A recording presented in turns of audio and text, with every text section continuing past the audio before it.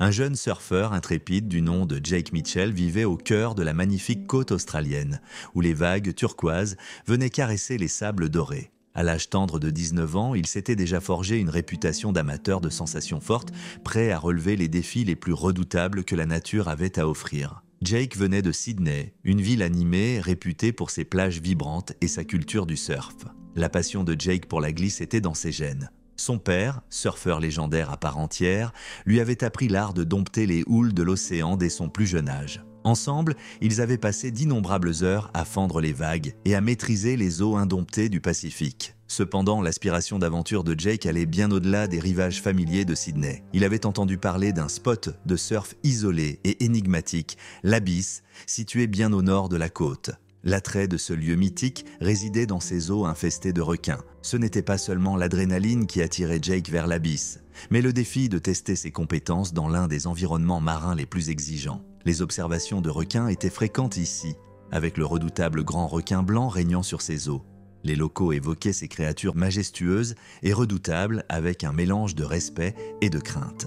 La décision de Jake de se lancer dans ce périple audacieux ne fut pas prise à la légère. Il connaissait les risques, mais l'appel de l'océan était trop fort pour y résister. Il invita alors ses deux amis les plus proches, Sarah et Ben, à se joindre à lui dans cette quête intrépide. Ayant grandi ensemble et partagé d'innombrables aventures, ils avaient tissé un lien indestructible. Sarah était une aspirante biologiste marine, passionnée par les requins et résolument engagée dans leur conservation. Sa connaissance approfondie de ces prédateurs était précieuse et elle espérait les observer dans leur habitat naturel. De son côté, Ben était le touche-à-tout du groupe, toujours équipé des gadgets et du matériel dernier cri pour documenter leurs exploits. La date était fixée pour leur expédition audacieuse, prévue pour le début de l'été 2011. Alors qu'ils rassemblaient leurs planches de surf, leur matériel de camping et leurs provisions, l'anticipation montait. Le voyage vers l'Abyss promettait une aventure qui changerait leur vie, une épreuve de courage, d'amitié et de la puissance de la beauté indomptée de l'océan. Le jour de l'expédition arriva et les trois amis étaient à la fois excités et nerveux. Ils chargèrent leurs planches sur le vieux pick-up fiable de Jake et prirent la route vers le nord, le long de la côte sauvage. Le trajet fut long et éprouvant, les conduisant au cœur de l'outback australien.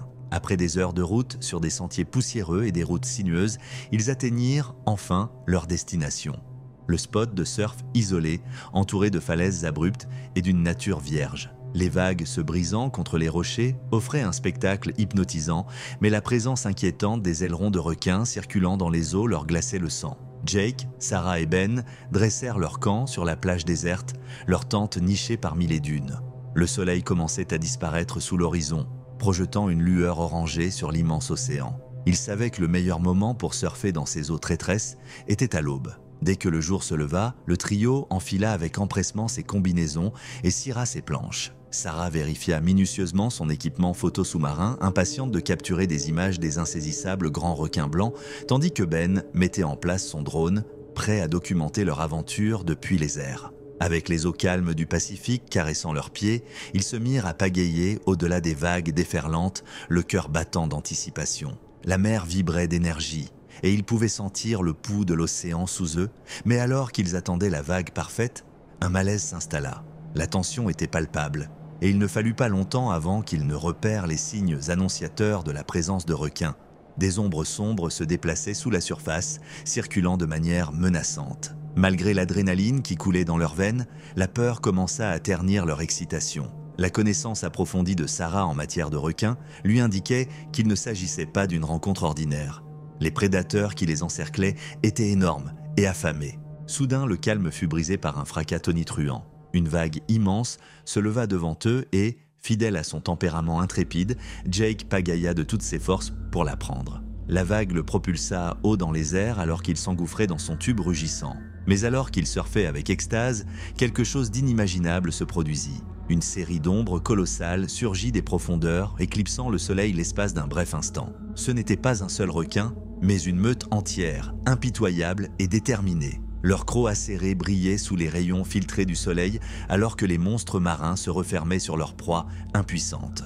En un éclair, leurs mâchoires gigantesques se refermèrent sur les jambes et les bras de Jake et Ben, la force écrasante résonnant dans l'eau. Dans les profondeurs, les hurlements de douleur de Jake furent étouffés par le vacarme de l'océan, alors que le requin, sans pitié, croquait sa jambe en broyant os et chair, le sang inondant les eaux d'un rouge cramoisi, tandis qu'il se débattait pour se libérer de l'emprise du prédateur implacable. Dans une situation similaire, Ben fut saisi par une douleur atroce.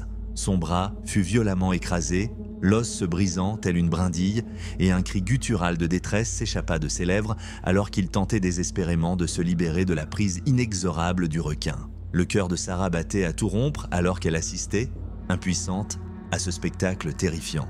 Ses amis étaient livrés à un combat pour leur survie contre les prédateurs ultimes des abysses, leur corps se débattant dans une danse macabre de survie. Rassemblant toutes les forces et le courage qui lui restait, Sarah se précipita vers Jake, ses mains tremblantes le hissant sur sa planche de surf, son visage se tordant de douleur alors qu'il luttait pour rester conscient. Les requins, guidés par leur instinct prédateur, revinrent pour attaquer de nouveau, attirés par l'odeur du sang frais qui imprégnait l'eau. Sarah savait que le temps leur était compté et, dans un élan de désespoir, lança un appel à l'aide, espérant que quelqu'un, quelque part, entendrait leurs cris de détresse. Dans les secondes qui suivirent, elle parvint à traîner Ben sur sa planche, le visage déformé par la douleur. Frustrés de ne pas pouvoir s'emparer de leur proie, les requins continuaient de tourner autour d'eux, menaçants, attendant la prochaine occasion de frapper. Consciente que la survie de ses amis reposait sur sa réactivité et sa détermination inébranlable, Sarah, alors que les requins poursuivaient leur traque implacable, scruta l'horizon à la recherche du moindre signe de secours, espérant ardemment qu'il serait bientôt secouru de ce cauchemar. Alors que les ailerons dorsaux des requins découpaient la surface de l'eau, telles des ombres sinistres, galvanisées par une poussée d'adrénaline, Sarah accéléra ses efforts, la côte se rapprochant à chaque coup de pagaie. Elle savait que leur unique chance de survie résidait dans l'atteinte du rivage. Les minutes s'étiraient en une éternité alors qu'ils luttaient contre le courant implacable, les requins toujours tapissant l'arrière-plan, mais enfin ils atteignirent les eaux peu profondes près de la plage. Sarah sentit le sable sous ses pieds, signe d'espoir bienvenu. Rassemblant les dernières d'hommes réserves de sa force, elle traîna Jake et Ben sur le rivage. Leurs corps étaient meurtris, brisés, et leurs blessures étaient graves, tandis que les requins tournaient encore juste au-delà des vagues déferlantes, leurs instincts prédateurs toujours allumés. Sarah cria à l'aide, agitant ses bras de façon désespérée pour attirer l'attention de quiconque se trouvait à proximité. Des baigneurs accoururent pour les secourir, appelant à l'aide médicale et faisant de leur mieux pour tenir les requins à distance. Les secouristes arrivèrent rapidement et se précipitèrent sur place pour soigner en urgence les blessures de Jake et Ben.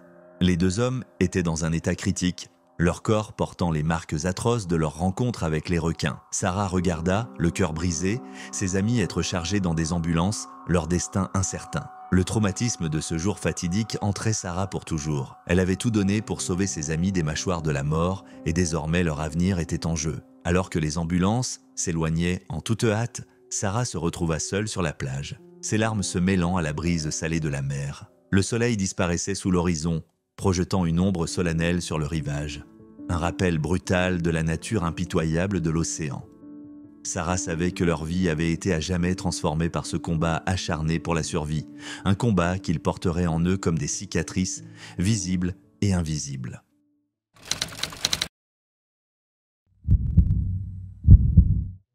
À l'été 2001, Emma Turner et son groupe d'amis aventuriers de San Diego, en Californie, se lancèrent dans un voyage inoubliable. Leur périple le long de la péninsule de Basse-Californie au Mexique promettait détente et excitation à bord de leur cher voilier, la Mermaid. Emma, infirmière en quête d'un répit face à son travail exigeant, attendait cette pause avec impatience.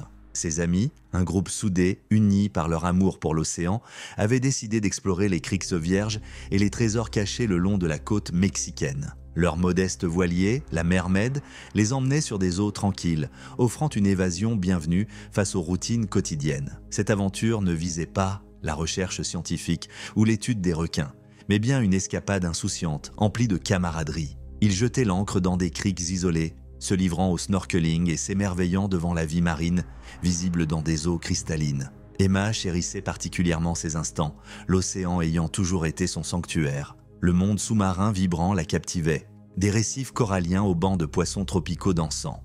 Un soir, sous un ciel étoilé, Emma et ses amis décidèrent de dormir sur le pont de la Mermaid, bercés par la douce brise marine. Les sons apaisants de l'océan les plongèrent dans un sommeil paisible. Ils ne se doutaient pas qu'en dessous de la surface éclairée par la lune, une présence redoutable rôdait. Un colossal grand requin blanc, mesurant 5,2 mètres, avait détecté les vibrations et les odeurs émises par le bateau. Poussé par la curiosité et ses instincts, le prédateur suprême des mers s'approcha de la sirène. Au moment où Emma reposait paisiblement sur le pont, le grand requin blanc laissa parler ses instincts prédateurs. D'un mouvement rapide et furtif, le colossal requin fit surface, ses mâchoires gigantesques se refermant sur la rambarde en bois du bateau. La violence de l'attaque fit trembler l'embarcation, réveillant Emma et ses amis dans un moment de terreur pure. Leurs regards s'écarquillèrent en se retrouvant face à face avec l'énorme prédateur. La rangée de crocs du grand requin blanc se trouvait à quelques centimètres seulement, et ses yeux d'obsidienne semblaient sonder leur âme avec une intensité glaçante. Paralysés par la peur, ils ne pouvaient que fixer les profondeurs abyssales de la créature la plus redoutée de l'océan. Dans cet instant angoissant, Emma et ses amis prirent conscience que leur paisible nuit à bord de la Mermaid s'était transformée en un véritable cauchemar.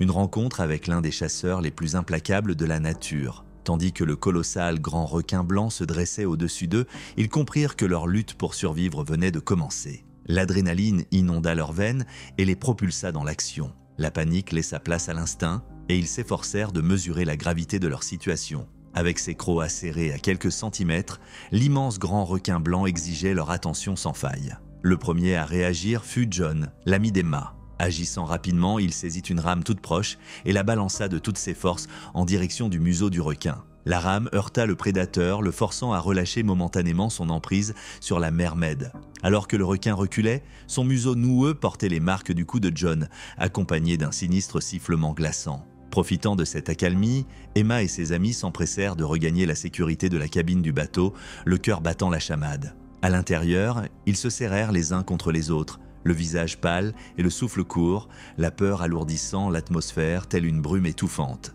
Ils savaient que leur épreuve était loin d'être terminée. Le grand requin blanc, implacable, continuait de tourner autour de leur fragile embarcation. Face aux dégâts sévères subis par la Mermaid et avec leur unique moyen d'évasion compromis, ils se trouvaient à des kilomètres de la côte la plus proche devant l'immensité de l'océan, un domaine régi par un prédateur suprême qu'ils n'étaient pas en mesure d'affronter. Emma, guidée par ses instincts d'infirmière, se mit à soigner les blessures de John qui, dans sa tentative courageuse mais désespérée de repousser le requin, s'était infligé une profonde entaille à la main. La vue de son sang se mêlant à l'eau salée était un rappel sinistre de la gravité de leur situation. Au fil de la nuit, le prédateur ne montrait aucun signe de relâchement. Sa silhouette massive continuait d'ombre leur embarcation dans l'obscurité, une présence menaçante dans la pénombre. Emma et ses amis, les nerfs à vif et l'épuisement se faisant sentir, s'accrochèrent à l'espoir fragile d'un sauvetage. Au loin, ils aperçurent de faibles lueurs annonçant l'approche de navires, leurs forces déclinantes et leurs prières résonnant dans la nuit les poussèrent à signaler frénétiquement leur détresse,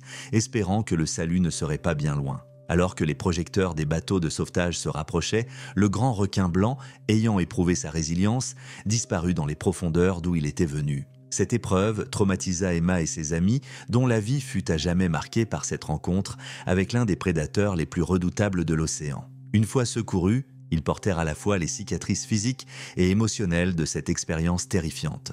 Leur voyage, initialement prévu comme une escapade insouciante, s'était mué en un rappel brutal de la beauté sauvage et de l'imprévisibilité du monde naturel. Après cette rencontre angoissante avec le grand requin blanc, Emma et ses amis se retrouvèrent à bord d'un des navires de sauvetage, le corps tremblant et l'esprit hanté par le souvenir du colossal prédateur. Alors qu'ils recevaient les premiers soins et que leurs blessures étaient traitées, la réalité de leur terrible épreuve commença à s'imposer. La main de John, marquée par l'attaque initiale du requin, nécessitant des points de suture et une surveillance attentive, était le témoignage douloureux de son courage face au danger. Encore sous le choc de cette nuit fatidique, Emma raconta leur histoire à l'équipage de sauvetage, sa voix tremblante décrivant la poursuite implacable du requin sur leur bateau. Une fois à terre, Emma et ses amis furent conduits à l'hôpital le plus proche pour un examen approfondi. Les blessures physiques furent soignées, mais les cicatrices émotionnelles allaient bien au-delà de la peau. Leur périple, destiné à être un moment de détente et de camaraderie,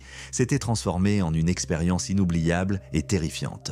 La Mermaid, autrefois symbole d'aventure et de liberté, portait désormais les stigmates de l'assaut du grand requin blanc, un rappel lugubre de cette rencontre éprouvante.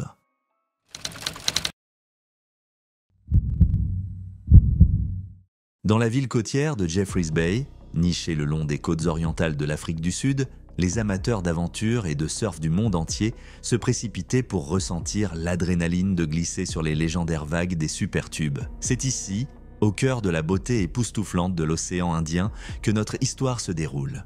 Voici Isabella Bella van der Merwe, une Sud-Africaine de 28 ans animée par une passion inextinguible pour le surf. Bella chevauchait les vagues de Jeffreys Bay depuis son enfance et sa connexion avec l'océan faisait partie intégrante de son identité. Avec ses cheveux dorés par le soleil, son teint constamment hâlé et son sourire communicatif, Bella était une figure bien connue de la communauté locale de surfeurs. Parmi ses amis figuraient Marco et Sofia, deux surfeurs partageant son amour pour l'océan. Marco, un trentenaire charismatique qui avait grandi avec Bella, était son confident le plus proche, tandis que Sofia, biologiste de 27 ans fascinée par la vie marine, avait récemment emménagé à Jeffreys Bay pour travailler sur un projet de conservation étudiant la population locale de requins. C'était un jour chaud et ensoleillé au début de l'été 2002 lorsque Bella, Marco et Sofia décidèrent de partir surfer. Le ciel d'un bleu limpide et la promesse de vagues parfaites faisaient de ce moment l'instant idéal pour se jeter à l'eau. Ils chargèrent leurs planches sur le vieux pick-up fiable de Marco et se dirigèrent vers leur spot favori au Supertube. Arrivés sur la plage immaculée, l'immensité de l'océan Indien s'étendait devant eux, ses eaux azur scintillant sous le soleil sud-africain. Bella ne put s'empêcher de ressentir une immense excitation en cirant sa planche et en enfilant sa combinaison, consciente que la session de surf de ce jour pouvait devenir véritablement épique. Ils s'avancèrent dans les eaux, calmes, un mélange d'enthousiasme et d'appréhension les habitant, tandis que la brise salée, le bruit des vagues se brisant et la camaraderie entre amis créaient une atmosphère de pur bonheur. Ils pagayèrent au-delà des vagues déferlantes, se positionnant pour attraper la vague parfaite. Alors qu'ils attendaient la prochaine vague, Sofia ne pouvait s'empêcher d'admirer la beauté de l'océan. Son esprit scientifique s'émerveillait devant la danse complexe de la vie marine sous la surface. Elle avait toujours été fascinée par les créatures qui peuplaient ces eaux, en particulier par les prédateurs suprêmes tels que les grands requins blancs. À l'insu de Bella, Marco et Sofia, ce jour allait se révéler bien différent de tous les autres. Les courants chauds de l'océan Indien avaient amené un visiteur redoutable, une créature qui transformerait leur journée idyllique de surf en un cauchemar inimaginable. Une présence ombrageuse se dissimulait sous la surface. Alors que Bella attrapait sa première vague et la sculptait avec grâce et habileté, dans les profondeurs, le plus grand requin blanc jamais enregistré dans les eaux sud-africaines, long de plus de 6 mètres, avait perçu le tumulte à la surface.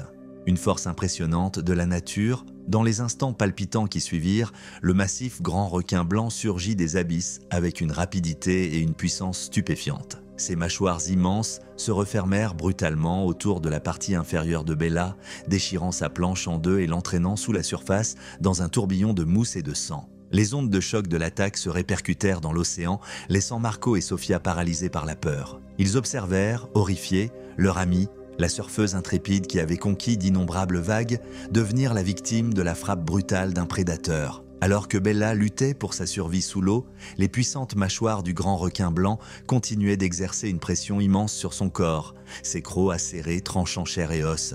À cet instant, le monde de Bella se transforma en un cauchemar de douleur et de terreur inimaginable. Les eaux azur de Jeffreys Bay étaient devenues le champ de bataille d'un combat primal entre l'humain et la bête, et l'issue restait incertaine. Les secondes s'étiraient en une éternité pendant que Marco et Sofia peinaient à assimiler la scène cauchemardesque qui se déroulait devant leurs yeux, l'eau maculée de sang créant un tableau glaçant de violence. Malgré ses connaissances en biologie marine, Sofia n'avait jamais été témoin d'une confrontation aussi sauvage entre humains et requins. La situation désespérée les poussa à agir. Marco, le cœur battant la chamade, pagaya frénétiquement vers l'eau déchaînée, désormais transformée en un maelstrom sanglant. À chaque coup de rame, il appelait le nom de Bella, espérant contre toute attente qu'elle réagirait. Pensant de son côté qu'il fallait absolument agir pour sauver leur amie, Sofia se joignit à lui, consciente qu'il devait tout faire pour la secourir. Sous la surface, Bella luttait pour sa vie avec chaque once de force qu'elle possédait dans ce royaume sombre et aqueux, devenu un champ de bataille chaotique contre des forces écrasantes. La prise de fer du grand requin blanc sur sa partie inférieure lui infligeait des blessures inimaginables et la douleur était atroce. Alors que sa vision se brouillait et que ses poumons imploraient de l'air, Bella mobilisa toute sa volonté pour se libérer de l'emprise implacable du requin. Elle saisit la sangle détachée de sa planche, désormais emmêlée autour du corps gigantesque du prédateur, et, avec des mains tremblantes, se servit de cette lanière comme d'une arme de fortune. D'un coup puissant, elle porta un coup sur l'œil du requin, ce qui le fit lâcher prise l'espace d'un instant. Marco et Sofia arrivèrent juste à temps pour assister à la lutte désespérée de Bella pour survivre. Ils virent sa silhouette ensanglantée refaire surface, haletante, le visage tordu par l'agonie. Avec une détermination sans faille, ils se précipitèrent à ses côtés, l'enveloppant de leurs bras, dans une tentative désespérée de la maintenir à flot. Le grand requin blanc, furieux de voir échapper sa proie, tourna autour d'eux, ses yeux noirs et froids, emplis d'une intention prédatrice. Il n'était pas encore prêt à abandonner sa victime, et la bataille pour la survie faisait rage. Ensemble, le trio se lança dans une course contre la montre. Les blessures de Bella étaient catastrophiques. Sa partie inférieure était méconnaissable, la douleur était insoutenable, mais sa volonté de vivre brûlait intensément. Marco et Sofia savaient qu'il fallait sortir Bella de l'eau et ils pagayèrent de toute leur force vers le rivage, chaque coup de rame et chaque geste de détermination marquant leur combat contre le danger omniprésent représenté par le grand requin blanc qui les suivait, rappel implacable de leur péril. Une fois parvenus dans les eaux peu profondes, les vagues se brisant autour d'eux, Marco et Sofia hissèrent Bella sur le sable de la plage.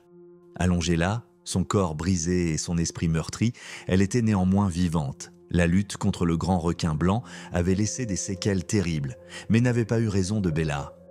Là où la plage, autrefois lieu de pur plaisir insouciant, était désormais le témoin d'une lutte acharnée contre l'un des prédateurs les plus redoutables de la nature. Les cicatrices de cette rencontre fatidique resteraient à jamais gravées dans la mémoire de Bella, Marco et Sofia, témoignant de la puissance brute de l'océan et de l'indomptable force de l'esprit humain. Marco et Sofia firent de leur mieux pour prodiguer les premiers soins, usant de leurs connaissances limitées et des moyens disponibles pour stabiliser l'état de Bella. Son bas du corps, ravagé, nécessitait une prise en charge médicale immédiate. La détresse alimentait leurs efforts, Sofia lança des fusées de détresse, projetant des gerbes de rouge flamboyant dans le ciel, dans l'espoir d'attirer l'attention de tout navire passant à proximité. Marco fit flotter un drapeau de fortune depuis sa planche, ses couleurs vives, tranchant avec le sable taché de sang. Leurs prières furent exaucées lorsqu'un bateau de pêche approcha du rivage, alerté par les fusées et les gestes frénétiques. Une équipe de pêcheurs aguerris se mit aussitôt en action, déployant une petite embarcation pour atteindre le trio en détresse. Bella fut soigneusement transférée dans l'embarcation, son corps meurtri, manipulé avec toute la délicatesse possible. Marco et Sofia montèrent à bord, les traits marqués par l'inquiétude et l'épuisement. Les pêcheurs ne perdirent pas de temps. Ils démarrèrent le moteur et regagnèrent rapidement leur bateau, ayant déjà contacté les secours pour une assistance médicale immédiate. Finalement, la vie de Bella fut épargnée, mais les cicatrices physiques et émotionnelles de cette rencontre terrifiante avec le grand requin blanc resteraient à jamais. Marco et Sofia porteraient également le fardeau de cette expérience traumatisante, à jamais transformée par la terreur de ce jour. Ayant échoué à s'emparer de sa proie, le grand requin blanc disparut dans les profondeurs de l'océan, force silencieuse et énigmatique de la nature, rappel brutal de ce monde sauvage et indompté au-delà du rivage, où la survie est une lutte perpétuelle entre prédateurs et proies.